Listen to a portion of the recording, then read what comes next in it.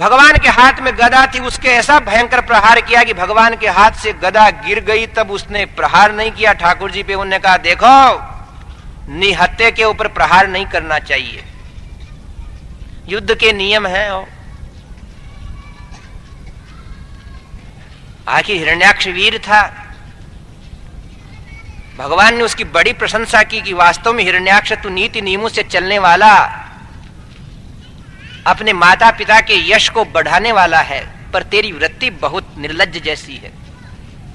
अब सायंकाल का समय होने लगा तो दुनिया भर की माया फैलाने लगा हुआ, तो पर्वत आकर के गिरने लगे, रक्त की वर्षा होने लगी, आंधी चलने लग गई, चारों तरफ राक्षसियां नजर आने लगी। तो देवताओं ने कहा कि हे प्रभु, आप इतना इसको मत खिलाइए, इतना इसके साथ यह खिलवाड़ मत करिए। संध्या काल के बाद दैत्यों की शक्ति बढ़ जाती है और फिर वह जीतने में हम लोगों के द्वारा जीते नहीं जा सकेंगे। भगवान ने सुदर्शन चक्र का स्मरण किया और सारी की सारी उसके द्वारा फैलाई हुई माया का चक्रराज नाश कर देते हैं। वह कई बार पैतरा बदलता हुआ प्रहार करने की चेष्टा करता और भगवान बच जाते। वृकणे स्वशूले बहुधारिणा हरे प्रत्येत्य विस्तीर्ण मुरो विभूतिमत् प्रवृष्टरोद प्रवृद्धरो सहस कठोर मुष्टिना नदन प्रहत्यांतरधीयता सुर है। भयंकर शूल से भगवान की छाती पे प्रहार करके, भयंकर मुष्टिका से वह प्रहार करके गर्जने लगा। उस समय भगवान को अत्यंत क्रोध आया। क्रोध में उनके नासिका से भयंकर श्वास निकलने लगा। एक क्षण से जब उनने बहुत भयंकर नासिका से श्वास लिया, पृथ्वी भी कांपने लगी, समुद्र उछलने लगा और दैत्य भी एक क्षण के लिए स्तब्ध हो गया। और ठाकुर जी ने, भगवान वराह ने उसके ललाट पे भयंकर चपेटिका का प्रहार किया और उसके बाद वह खून उगलता हुआ, उल्टी करता हुआ वहीं गिर पड़ा। देवता लोग पुष्प वृष्टि करने लगे, वराह भगवान की। ऐसे भगवान वराह को पृथ्वी लाने का श्रेय मिला। हिरण्याक्ष का वध किया और देवताओं ने, ब्रह्मदेव ने उनकी स्तुति की। इस प्रकार आज के दिन में आपने प्रातः काल श्रीमद् भागवत कथा वेद व्यास जी ने क्यों लिखी, सुखदेव जी ने क्यों पढ़ी, परीक्षित ने क्यों सुनना शुरू किया, ये कथा सुनी। अपराह्न में शुक मुनि के सामने राजा परीक्षित प्रश्न करता है कि मनुष्य को क्या करना चाहिए। शुक मुनि कहते हैं कि अंत में भगवान की याद आ जाए, ऐसा प्रयत्न करना चाहिए। भगवान की याद दिलाने में सहायक ग्रंथ श्रीमद् भागवत है। सृष्टि का प्रश्न राजा ने किया शुक मुनि से, तो मैत्रेय जी और विदुर की बात ला करके उनके चरित्र को सुनाया। विदुर जी ने मैत्रेय जी से जैसा पूछा सृष्टि के बारे में, तो सृष्टि के वर्णन के अंतर्गत ही चारों कुमारों की उत्पत्ति के बारे में सुना और भगवान वराह अवतार की कथा इस समय सुनी। आज 2 अवतारों की कथा सुन चुके हैं, एक चारों कुमारों का अवतार और दूसरा वराह अवतार का। कल के दिवस के अंदर प्रातः काल के समय में भगवान कपिल के द्वारा दिया हुआ सुंदर उपदेश सुनने को मिलेगा। ध्रुव की गाथा आएगी, दत्तात्रेय भगवान का अवतार का प्रकरण भी आएगा। ऐसे कल प्रातः काल आप 9 बजे फिर पधारिए और आज का ये कथा भाग भगवत चरणों में अर्पित करते हैं। गोविंद हरे गोपाल हरे, जय जय प्रभु दीन दयाल हरे, जय जय प्रभु। हे गोविंद हरे गोपाल हरे, हे जय जय प्रभु दीन दयाल हरे। बोलिए गोपाल कृष्ण भगवान की, श्रीमन्नारायण भगवान की, श्री रामानुज स्वामी जी महाराज की, श्री स्वामी जी महाराज की। ओम जय।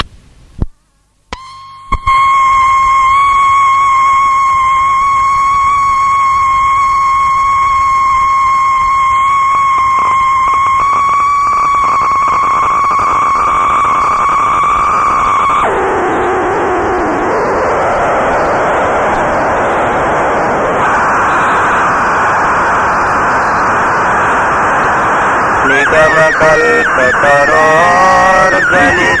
फलं सुखमुख संयुतम्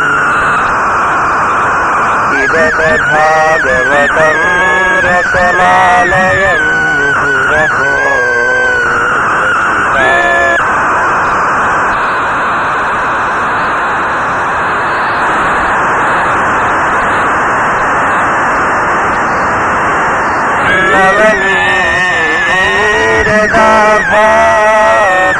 पीताम्बरा करुणबिम्बफलाधरोष्ठा पूर्णेन्दुसुन्दरमुखा अरविन्दनेत्रा कृष्णाक्षरं किमपि तत्त्वमहं न जाने परभापीडं नटवरवपुः कर्णयोः कर्णिकारम् विद्वद्वासः कनककपिशम् वैजयन्तीं च मालाम् रन्ध्राम्येणोः अधरसुधया पूरयन् गोपविन्दैर्विन्दारण्यं स्वपदरमणम् प्राविशद्गीतकीर्तिः कस्तूरीतिलकं ललाटपटले वक्षस्थले कौस्तुभम् नासाग्रे वरमौक्तिकं करतले वेणुः करे कङ्कणम् सर्वाङ्गे हरिचन्दनं सुललितम् कण्ठे च मुक्तावलिः रूपस्ते परिवेष्टितो विजयते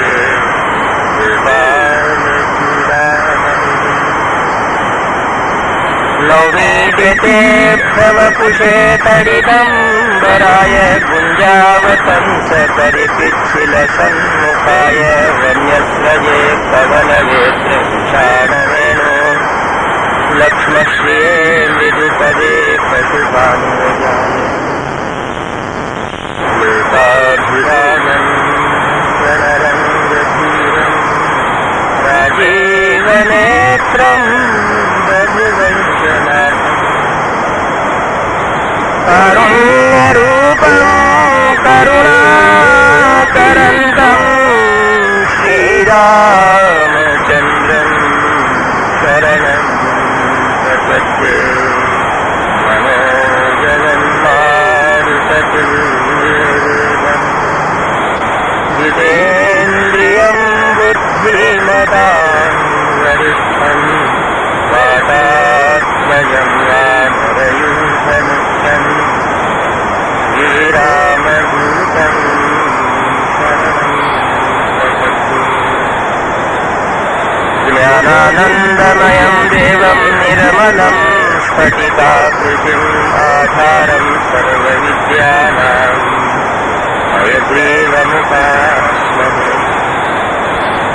स्वेच्छाकेशरिणः स्वच्छ स्वच्छायायासितेन्दवः ध्यायन्तां नो मधुरिपोः जगन्नार्तिच्छिदो नखाः योऽन्तः प्रविश्य मम वाचमिमां प्रसुप्तां सञ्जीवयत्यखिल शक्तिधरस्वधाम्ना अन्याश्च हस्तचरणश्रवणप्रदादीन् प्राणान्नमो भगवते पुरुषाय तुभ्यम् कृष्णाय वासुदेवाय हरये परमात्मने प्रणतक्लेशनाशाय गोविन्दाय नमो नमः वसुदेवसुतं देवं कंसचाणूरमर्दनं देवकी परमानन्दं कृष्णं वन्दे जगद्गुरुम् उद्भवस्थितिसंहारकारिणीं क्लेशहारिणीं सर्वश्रेयस्करीं सीतां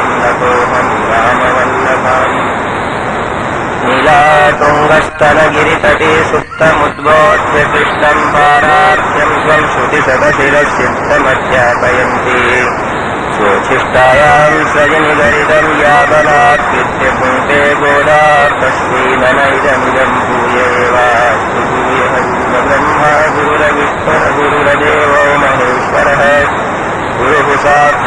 परब्रह्म तस्मै श्रीगुरवे नमः।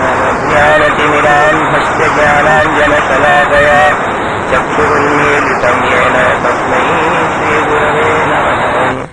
नमोऽस्त्वनन्ताय सहस्रमूर्तये सहस्रपादाक्षिशिरोरुबाहवे सहस्रनाम्ने पुरुषाय शाश्वते सहस्रकोटियुगधारिणे नमः। नमः कमलनाभाय नमस्ते जलशायिने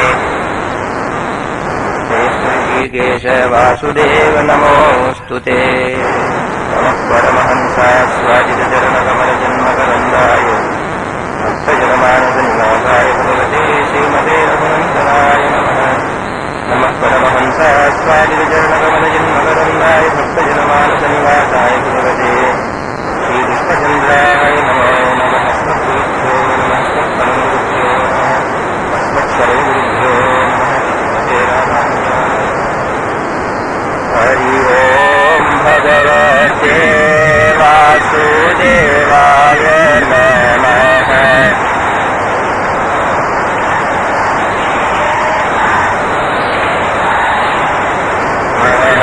हरि ओम भगवते वासुदेवाय नमः।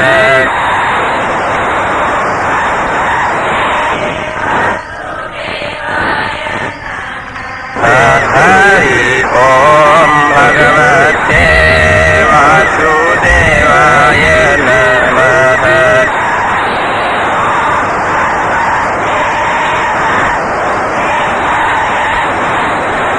हरि ओम भगवते वासुदेवाय नमः।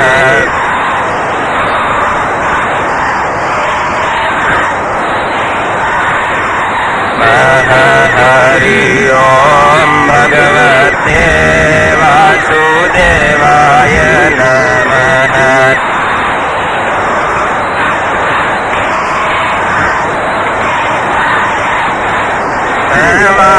वासुदेवाय नमः। श्री कृष्णाय नमः।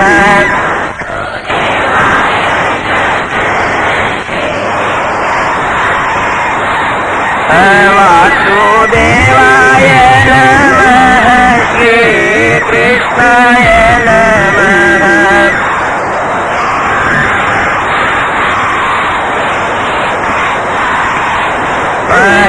हरि ओम भगवते वासुदेवाय नमः।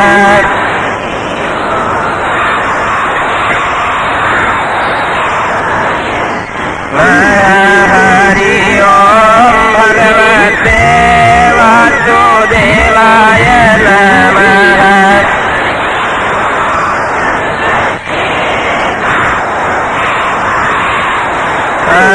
हरि ओम भगवते वासुदेवाय नमः।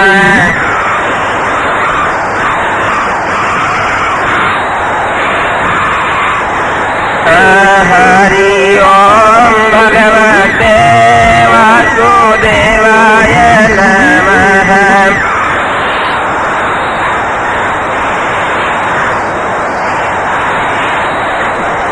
हरि ओम भगवते वासुदेवाय नमः।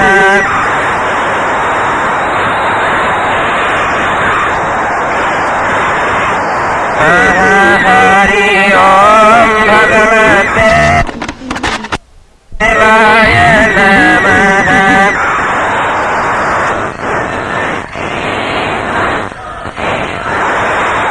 बोले श्रीमन्नारायण भगवान की। श्री गोपाल कृष्ण भगवान की। श्री जानकीनाथ भगवान की।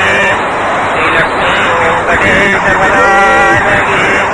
श्री गोदारंगनाथ भगवान की। श्री वेदव्यास जी महाराज की। श्री सुखदेव जी महाराज की। श्री रामानुज स्वामी जी महाराज की। स्वामी जी महाराज की। सनातन धर्म की। अखिल कोटि ब्रह्मांड नायक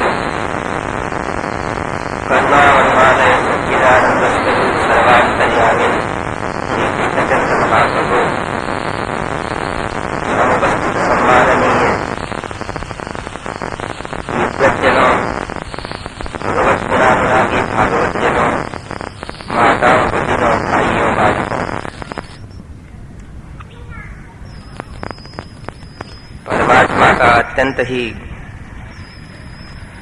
अनुग्रह है कि हम हमारे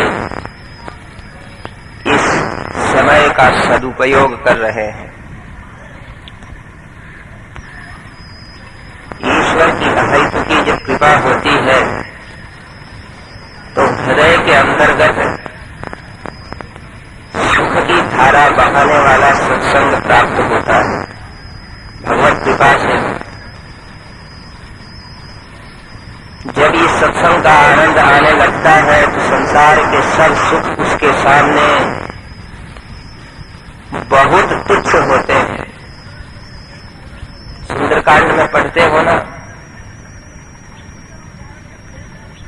तात स्वर्ग अपवर्ग सुख धरहि तुलायक अंग तुलनता ही सकल मिली जो सुख लव सतसंग।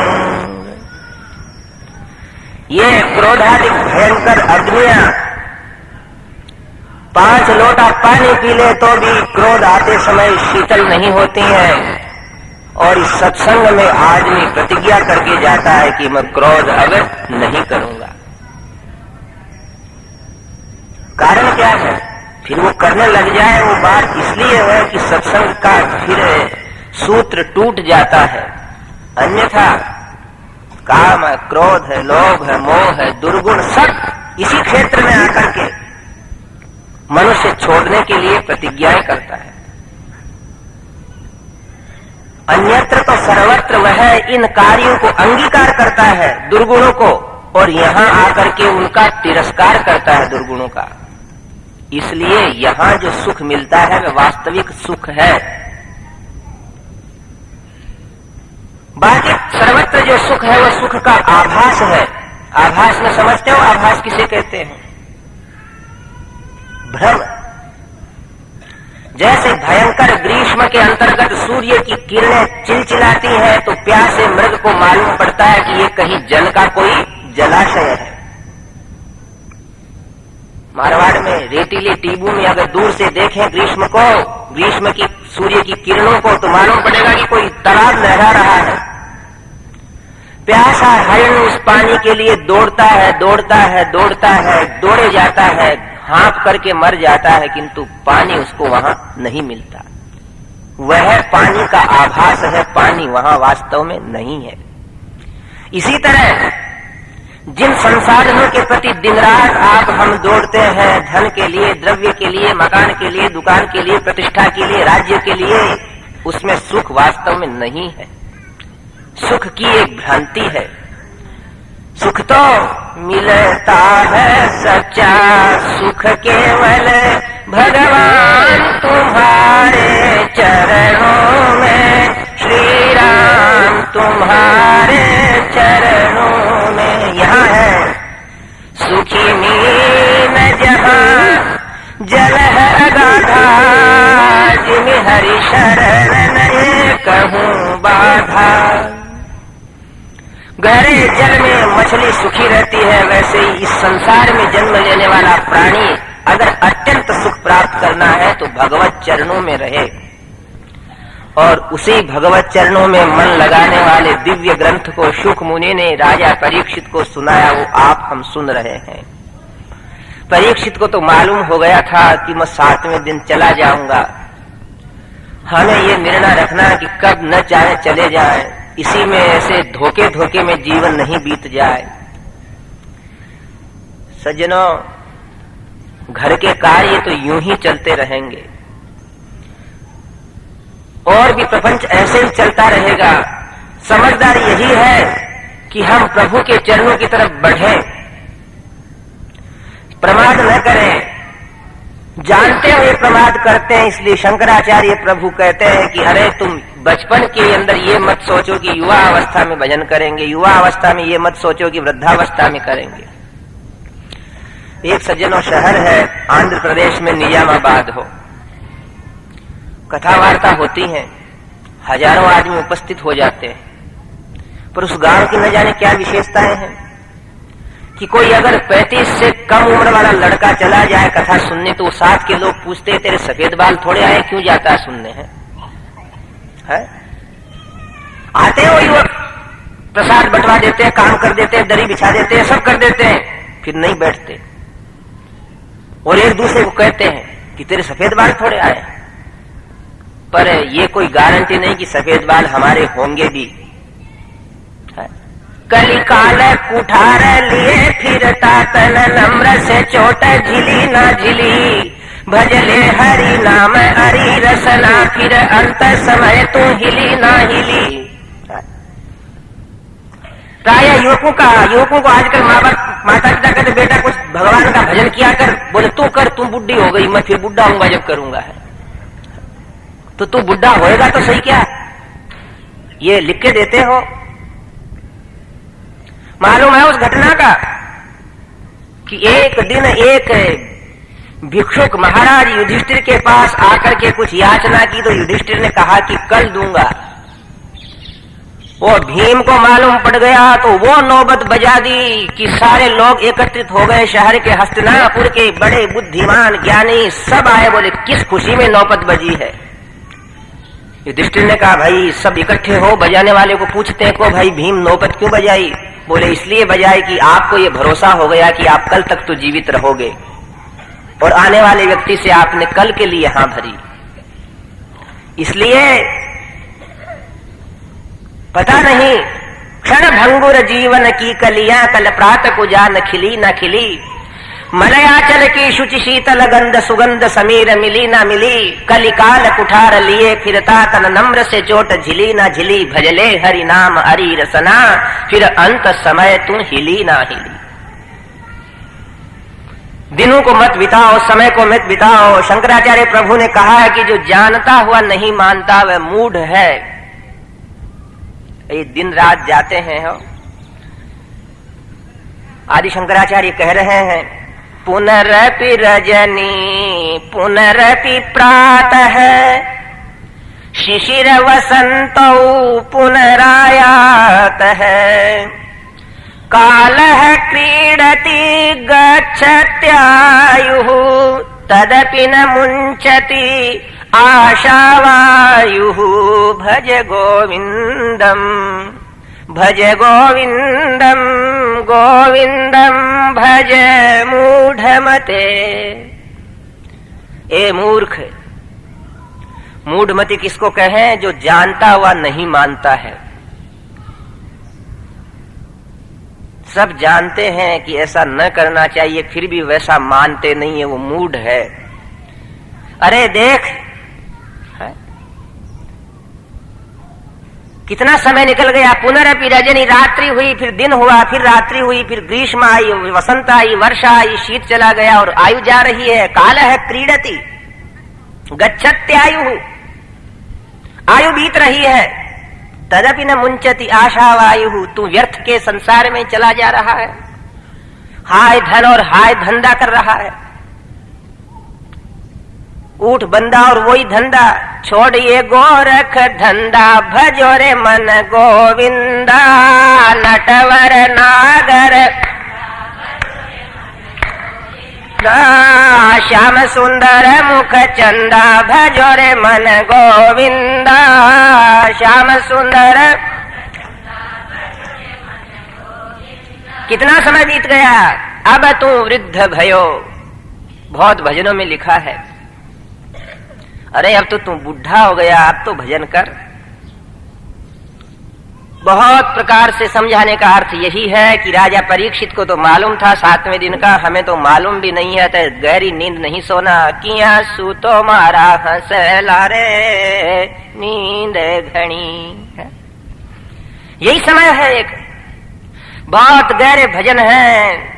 ये माताएं देखो भजन करती हैं, सारा शास्त्र का निचोड़ है।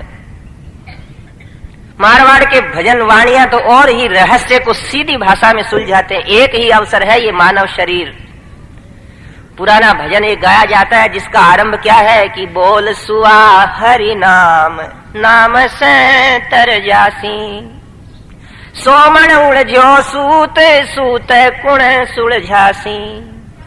एक सूत का धागा उलझ जावे, परेशान हो जाता आदमी उसको सुलझाने में। कौन सुलझाता है? जिसकी आंखें बराबर देखती हो, जिसको धैर्य हो, जिसकी अंगुलियां समान रूप से काम करें, वो उस धागे को सुलझाता है। नेत्रहीन उस धागे को नहीं सुलझा सकता। जिसके अंदर धैर्य नहीं हो, जबरदस्ती खींचातानी करके और उलझा देगा उसको। जिसकी अंगुलियां बराबर नपी तुली और नहीं है, वो नहीं सुलझा सकता। ऐसे ही ये उलझे हुए कर्म की ग्रंथियां, अनेक ग्रंथियां, जन्म जन्मांतर के संचित क्रियमाण और इस जन्म के किए हुए भयंकर कर्मों को सुलझाने का अवसर ये मानव शरीर है। ये मानव शरीर जो हमें मिल गया है ईश्वर की कृपा से, 100 मन धागों को उलझाने का यह अवसर है। इसमें ज्ञान रूपी नेत्र है, गुरु रूपी उस ज्ञान रूपी नेत्र को खोलने वाले महापुरुष हैं, और भजन रूपी धैर्य है। कीर्तन मनन करना ही अंगुलियों का सा काम है। इसलिए अत्यंत सावधानी से इस नर शरीर का उपयोग करना चाहिए, अन्यथा वह व्यक्ति बहुत धोखा खाता है। दूसरों को धोखा देने में स्वयं धोखा खा जाता है। अतः जिस समय हमारे को अपने आप का निरीक्षण करने का शुभावसर अगर किसी सत्संग के माध्यम से प्राप्त होता है, तो समझ लो परमात्मा ने बड़ी कृपा हमारे ऊपर कर दी है।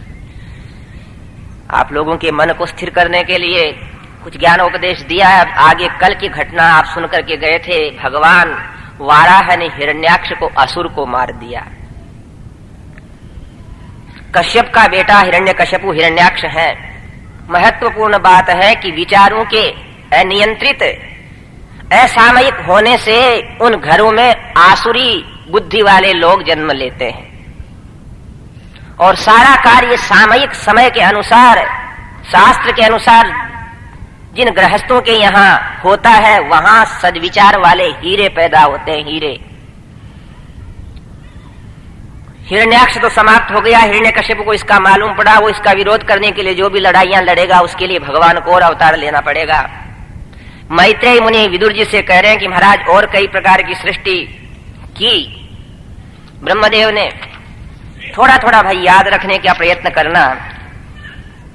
अब ये पुराणों में कहीं कहीं बड़ा वंश का वर्णन आता है, याद रहे तो इतना जरूर सोचना कि हमारे सबसे पहले पूर्वज है महाराज मनु।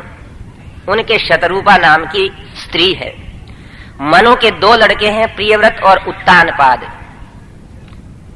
और लड़कियां हैं आकुति, देवहूति और प्रसूति। तो आप गृहस्थ में जानते हो ना कि प्रायः कन्याओं का विवाह पहले होता है, इसलिए मनु महाराज के कन्याओं का वंश का वर्णन पहले किया गया है।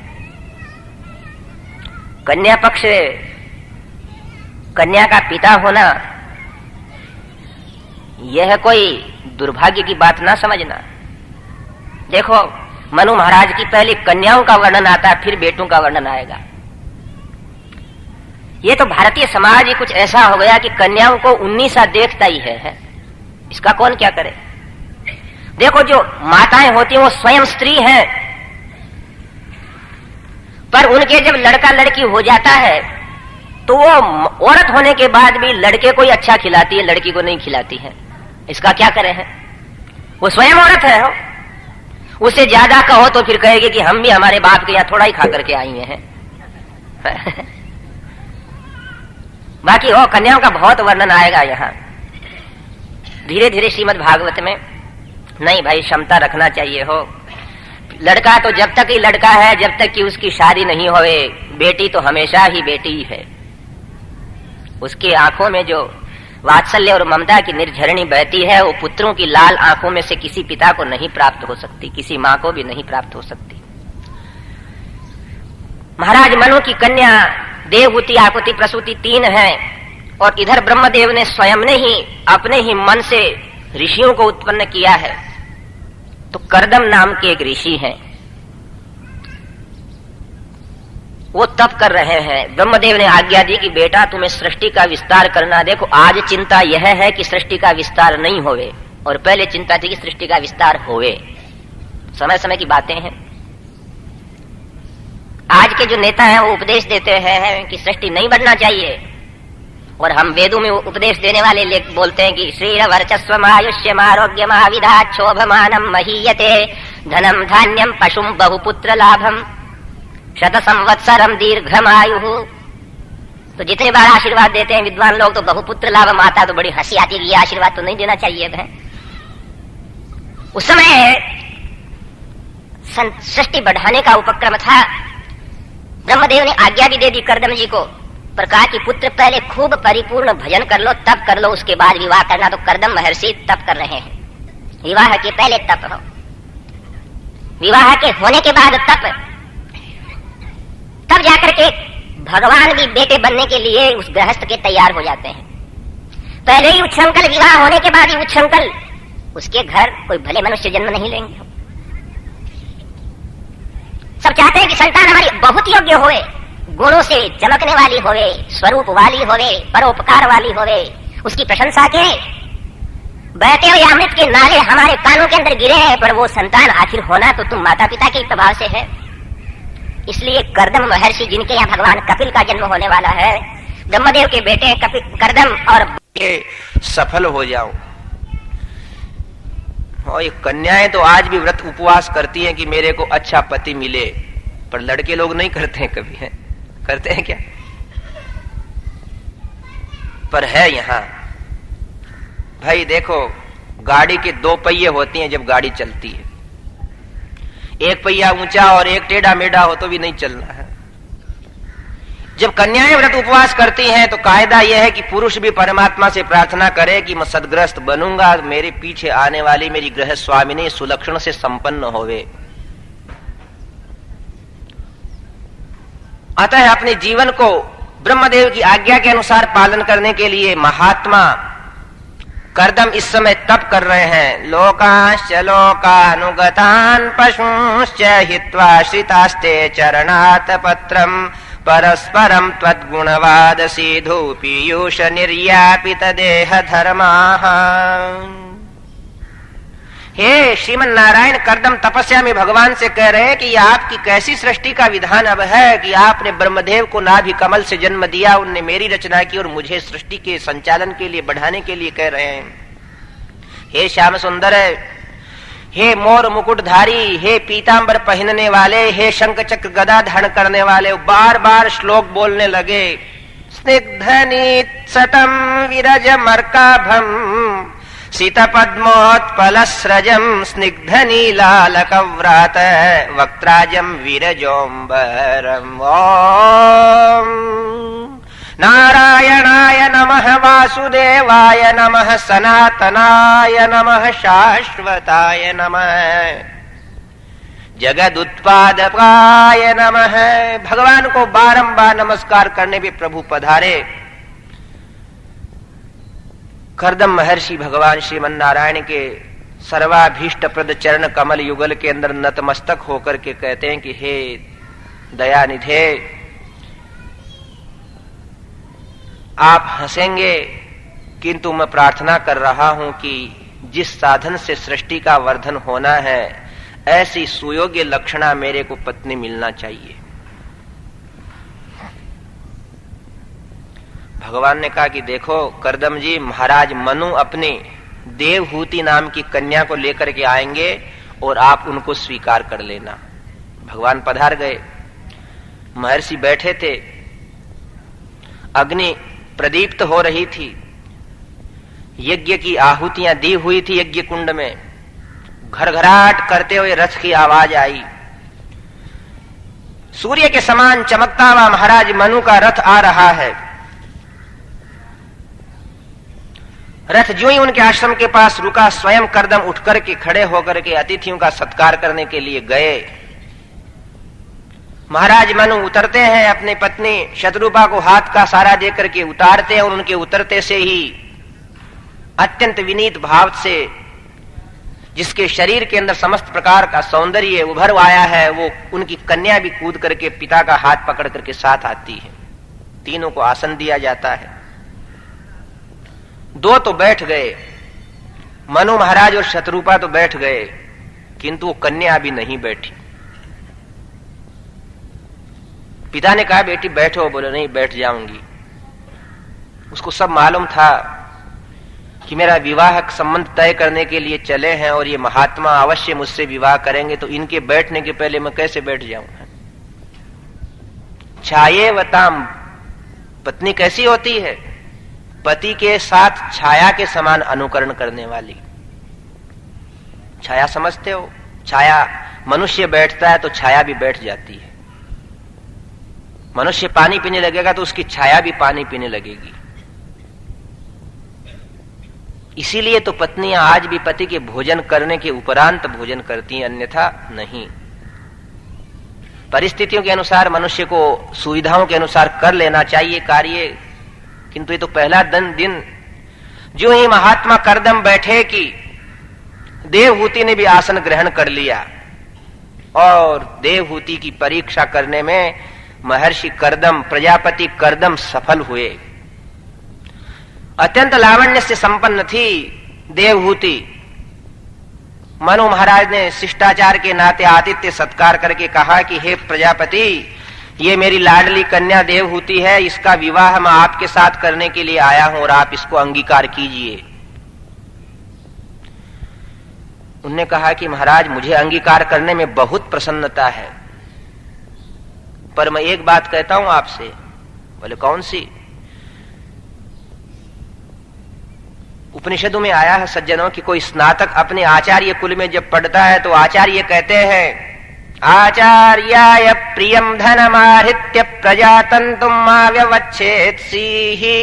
ए शिष्य, तेरा अध्ययन पूर्ण हो गया, तू अपने घर जा और घर जाकर के गृहस्थ होना और अपने घर के आंगन में ऐसे सदरत्न पुत्र को जन्म देना कि तेरा वंश हमेशा चलता रहे। वंश वृद्धि की भावना थी। अतः करदम पहले ही कहते हैं कि हे मनु महाराज, आपकी कन्या को पत्नी रूप में मैं स्वीकार करता हूं, पर इसके लड़का होते से ही फिर मैं इसको छोड़ करके वन में चला जाऊंगा। कोई दूसरा होता तो सोचता कि विवाह तो हुआ ही नहीं, कंवर साहब सन्यास की बात कर रहे हैं, पर वो तो करदम थे। ऐसा सोचते से ही, सुनते से ही देवहूति के मुख को देखा मनु महाराजा ने, तो उसके मुख पे भी एक गंभीर प्रसन्नता की रेखा थी। वो भी सोचती है कि मैं भी ऐसे ही पति को चाहती हूं जो भोग के साथ साथ मोक्ष मार्ग की तरफ मुझे ले चले, अन्यथा भोगों का कोई अंत है नहीं। भोगान भुक्तः वयमेव भुक्तः, तृष्णान जीर्णा वयमेव जीर्णाः। भर्तृहरि कवि ने समझाया लोगों को कि लोग समझते हैं कि हम भोग भोग रहे हैं, स्थिति यह है कि भोग मनुष्यों को भोग देते हैं और कुछ दिनों में बुढ़ा बना करके मरघट पहुंचा देते हैं। तृष्णान जीर्णा वयमेव जीर्णा, हम सोचें कि हमारी तृष्णाएं पूरी हो रही है, पूरी नहीं होती, हम बुढ़े हो जाते हैं। कालो नहीं आता, हम सोचते हैं कि समय बीत रहा है, किंतु समय हमें बिता रहा है। तपो न तप्तम वयमेव तप्ताः, तप भजन तो नहीं करते तब तो, किंतु संसार के दुखों से हम संतप्त हो जाते हैं।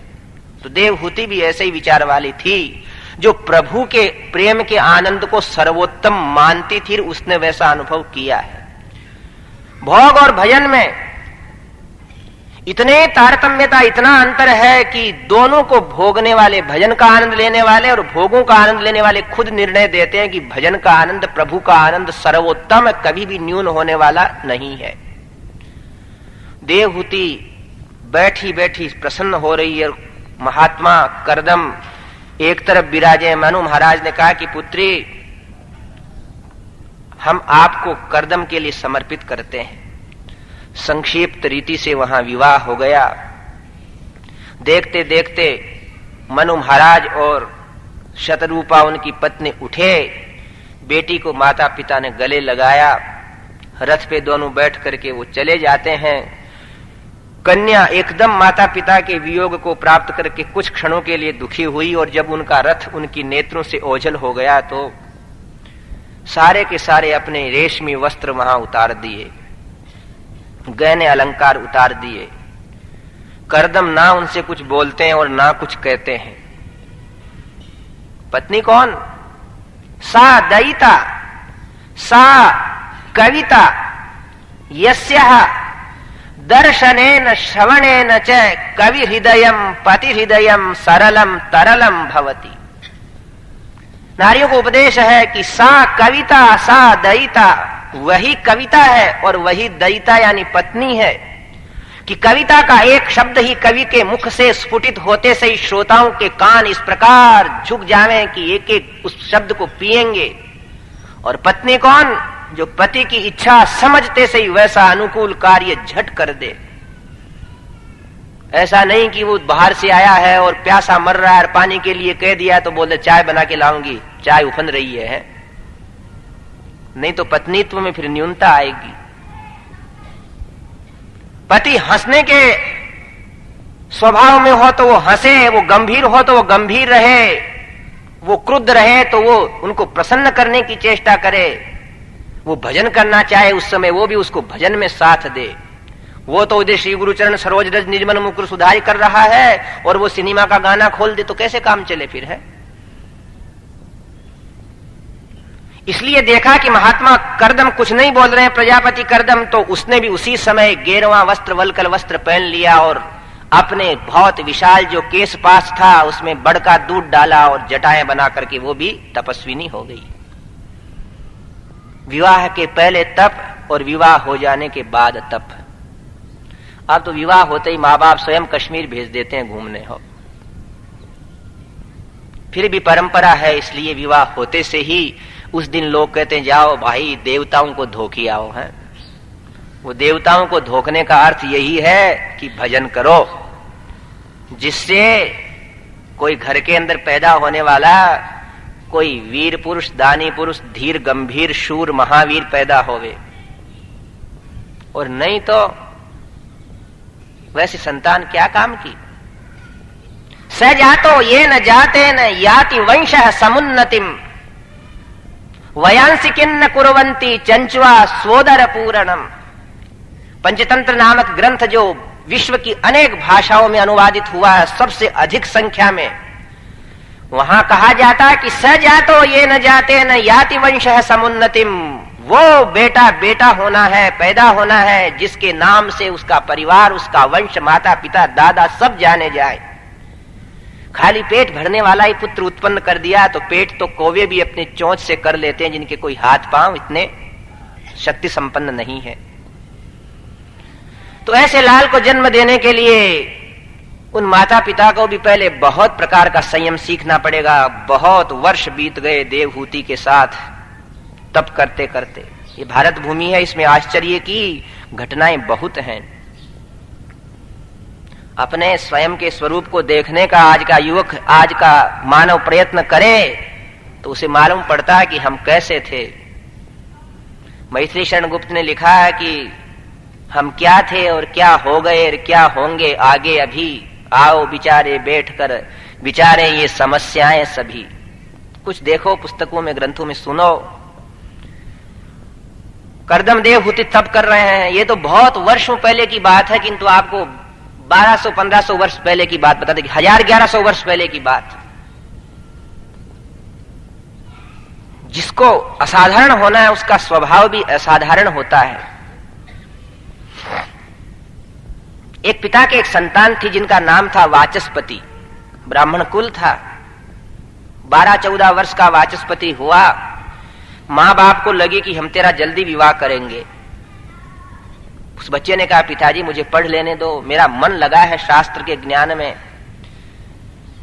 पिता ने कहा हे पुत्र, बोले क्या क्या तेरा जन्म इसीलिए हुआ है कि तू हमारी बात नहीं माने।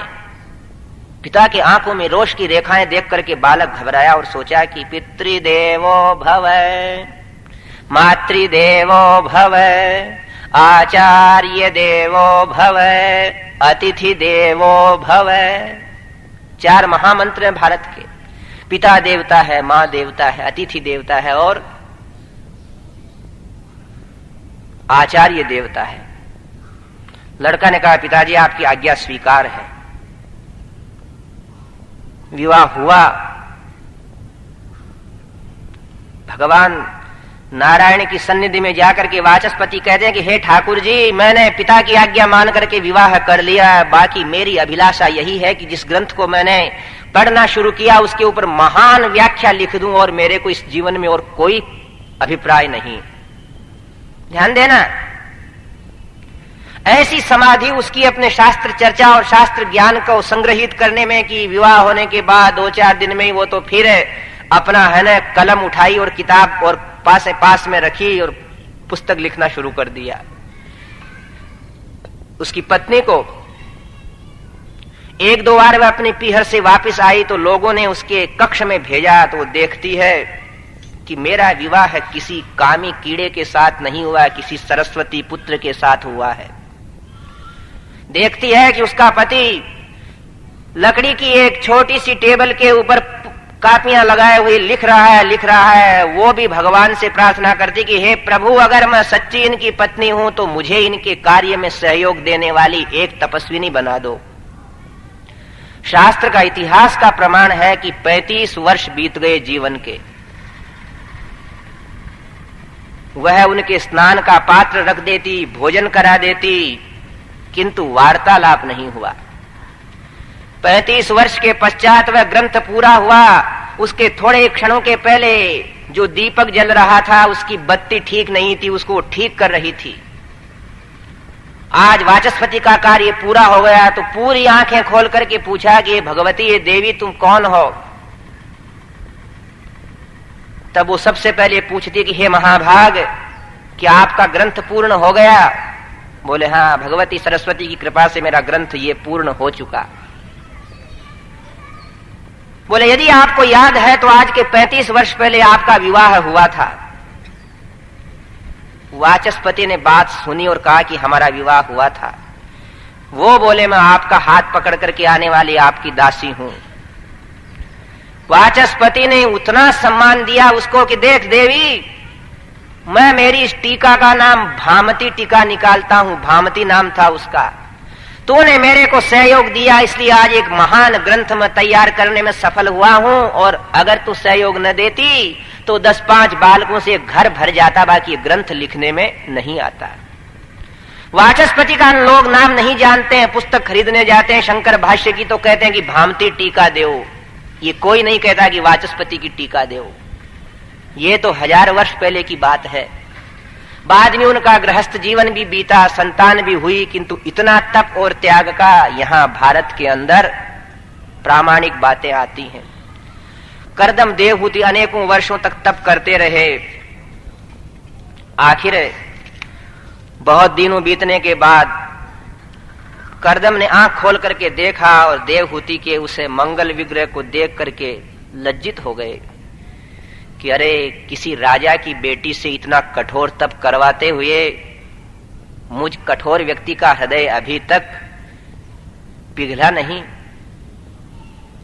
जब ये आई तो इसके केश पास के अंदर सुंदर पुष्प गूंथे हुए थे, जिसके केश पास के सामने मेरे इस आश्रम के सारे भ्रमर आकर के गुंजार करने लग गए थे, जिसके सुकोमल हाथों में सुवर्ण रजत हीरे मोती के अलंकार धारण हुए थे, जो रेशमी वस्त्र से शोभा दे रही थी, उसकी जटाएं आज सन्यासी के समान हो गई हैं, पसीने पे आकर धूल चिपक गई है, शरीर के अंदर केवल हड्डियां रह गई हैं, और मुझ जैसे पति ने अभी इससे एक प्रेम का एक शब्द भी नहीं कहा।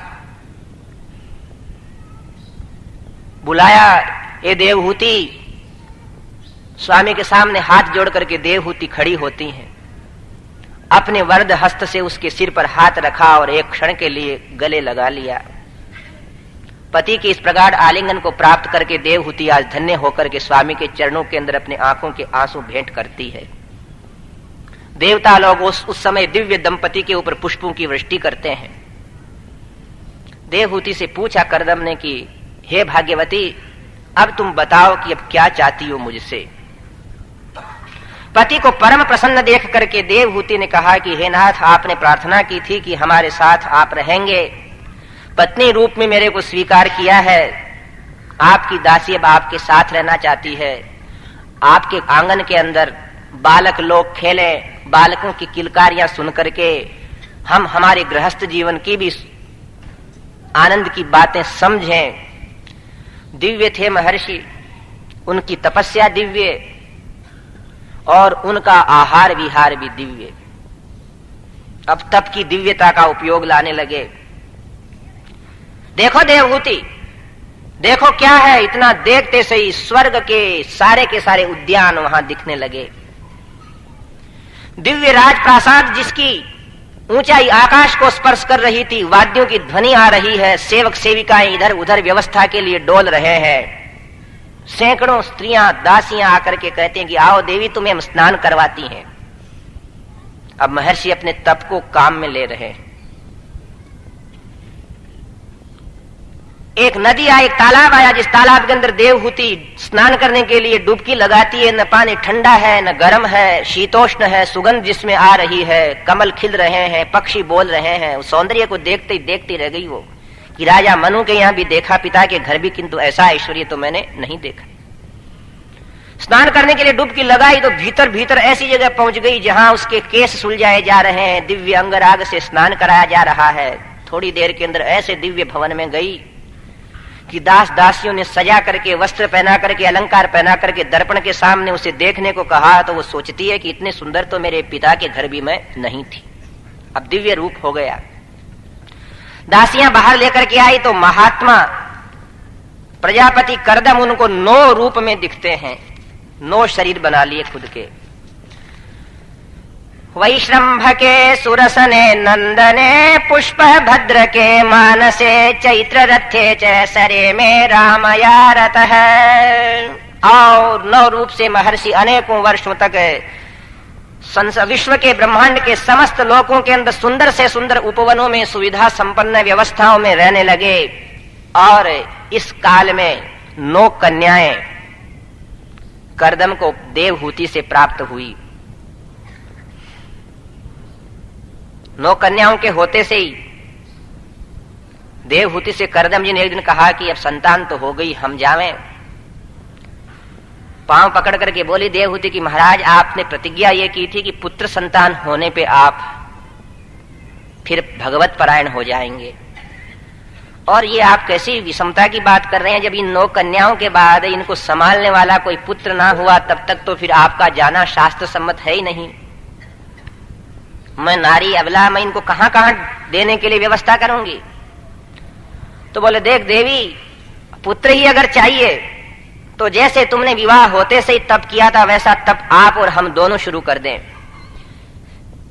माखिदो राजपुत्री थे महात्मानं प्रत्यनिंदिते, भगवांस्ते क्षरो गर्भम अदूरात संप्रपत्स्यते।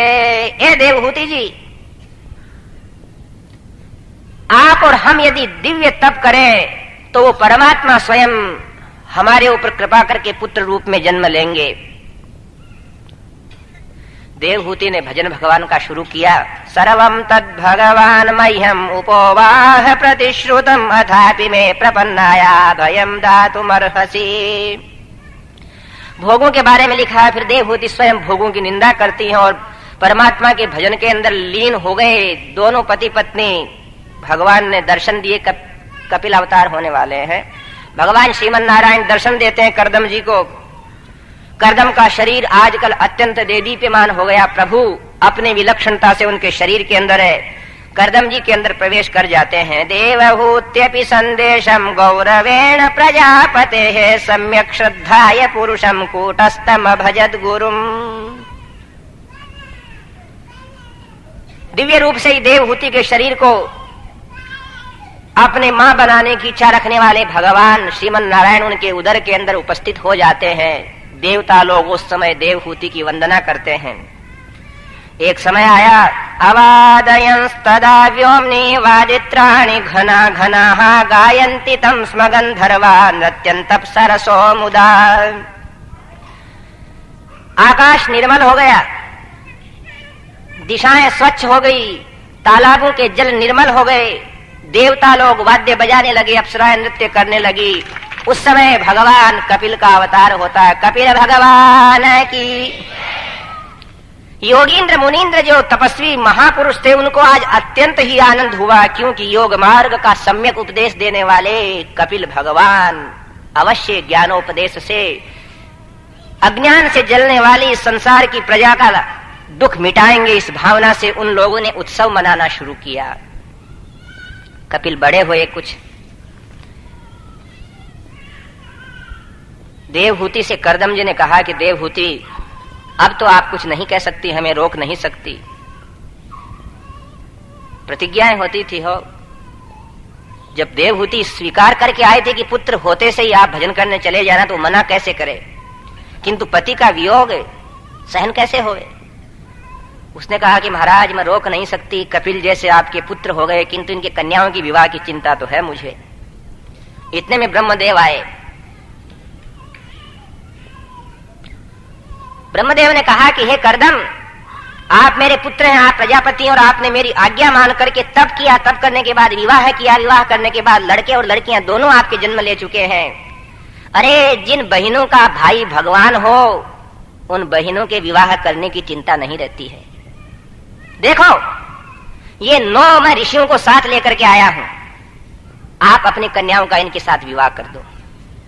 है ब्रह्मा जी के बेटे कर्दम और कर्दम की बेटियां थी 9, तो यानी पोतियों का विवाह दादाजी ने करवा दिया। आज भी करते हैं कि नहीं?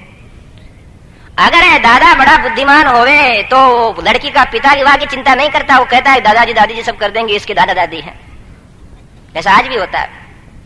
कपिल जी ने कहा लो पिताजी, आप कह रहे हो कि मैं चिंता करूं या मां चिंता करे, जब ये दादाजी बैठे हैं तो बोले फिर हमको क्यों चिंता करना। ऋषि महात्मा जिनके साथ उनकी कन्याओं का विवाह हुआ, वो पधार गए कन्याओं को लेकर के। कपिल और उनके माता पिता कर्दम और देवहूति तीनों बैठे हैं। भगवान कपिल की स्तुति करते हैं, यद्यपि वो पुत्र है किंतु पिता कर्दम जानते हैं कि सर्वेश्वर हैं, और स्तुति करके निर्मल भाव से कहा कि हे देव अब मैं जाता हूं। न देवहूति रोक सकी कर्दम जी को। उसी क्षण कर्दम चले गए और अपने आप को प्रभु की शरण में लगा दिया। मया प्रोक्तम ही लोकस्य प्रमाणम सत्य लौकिके अजाथा जनि मया तुभ्यम यदवोचमृतम मुने। कर्दम तप करते करते भगवान को प्राप्त कर लेते हैं, और अब माँ और बेटा कपिल और देवहूति दोनों विराजमान हैं। कपिल के मंगल विग्रह को देखा और देवहूति स्वयं संसार के व्यक्तियों का प्रतिनिधित्व करती हुई कुछ प्रश्न पूछती है। श्रीमन नारायण नारायण नारायण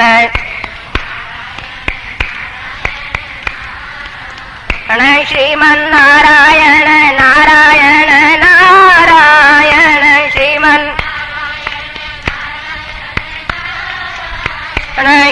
नारायण नारायण नारायण श्रीमन नारायण श्रीमन नारायण नारायण नारायण श्रीमन। बोले श्रीमन नारायण भगवान की। तम त्वागताहं शरणं शरण्यं स्वभृत्य संसार तरो कुठारं जिज्ञासयाहं प्रकृते पुरुषस्य नमामि सद्धर्मविदां वरिष्ठम्। प्रातः काल की सुंदर वेला, तब जब करके बैठे हुए माँ और बेटे, ऐसे में देवहूति ने अपने मोह को दूर किया और पुत्र से जो भगवान साक्षात कहा कि हे देव देव आपके मैं शरण में हूं, जान गई कि ये पुत्र नहीं, ये जगत के माता पिता है। ये जीव हे प्रभु जन्म लेकर के अपना बहुत सारा समय बोले भोग और विलासों में बिता देता है, और हाथ उसके कुछ नहीं लगता है परिश्रम के सिवा, और उसी दशा में वह मर करके अपने जीवन को बर्बाद कर देता है। इसलिए मुझे ये बताइए कि मनुष्य की किस प्रकार उन्नति होवे और वह कैसे सुखी होवे। हम सब लोगों की हर क्रिया के प्रति लक्ष्य यही रहता है कि इस क्रिया से हमें सुख मिल जावे, पर वह सारी क्रियाएं कर लेने के बाद, धन कमा लेने के बाद, विवाह कर लेने के बाद, मकान बना लेने के बाद, अच्छे कपड़े बना लेने के बाद भी सुख कहीं हमको मिलता नहीं है। देवहूति सब प्रकार का जीवन बिता चुकी थी। विवाह उन्होंने किया, संतान उनके हुई, दिव्य लोकों में विहार उन्होंने किया, अलंकार उन्होंने धारण किए, किंतु फिर भी उस सब बातों को उन्होंने सुख रूप नहीं माना। अतः हर जीव का प्रतिनिधित्व करती हुई देवहूति कह रही हैं कि जब सुख नहीं मिलता इन वस्तुओं में, फिर भी ये मन वहां क्यों लगा रहता है? फिर भी ये मनी राम तो उन्हीं बातों को अच्छी मानता है। इसलिए मुझे ये बताओ नाथ कि ये मन है जहां सुख का केवल धोखा है, उनको छोड़कर वास्तविक जो प्रभु का स्वर्ण रूपी सुख है, भगवद आनंद वाला, उसके अंदर क्यों नहीं लगता है? इस मन की चंचलता कैसे न्यून होवे, ये मुझे बताओ। इसका योग भगवान में कैसे लगे? तब कपिल ने शुरू किया, जिसको कपिल गीता कहते हैं। हे मां, अब देखो भाई, ये उपदेश अत्यंत सावधानी से सुनने का है। एक तो देखो, कभी ये ना समझो कि क्या हम ऐसा कर लेंगे क्या? अरे तुम वो मनुष्य हो, उस देश के हो जहां मीरा हुई, जहां भक्त रैदास हुए, गोस्वामी तुलसीदास हुए, वाल्मीकि हुए, क्यों नहीं कर सकते? पर ये गीता, कपिल गीता जो है, ये समझाने वाले, मन की भावनाओं को स्थिर करने वाली है। कपिल महर्षि कहते हैं कि मां, आंख, जिह्वा, कान, नाक, हाथ, ये सब इंद्रियां कहलाते हैं। आंख से देखता है, जिह्वा से बोलता है, कानों से सुनता है, नाक से सूंघता है, मुंह से खाता है, हाथों से काम करता है। किंतु जब तक बोले इनमें मन आकर के नहीं लगता, तब तक आंख देख नहीं सकती। ध्यान दीजिए हो, हमारे नेत्र खुले हैं और नेत्रों में जब तक मन नहीं आएगा, तब तक हम सामने से कौन गया उसको नहीं देख सकते।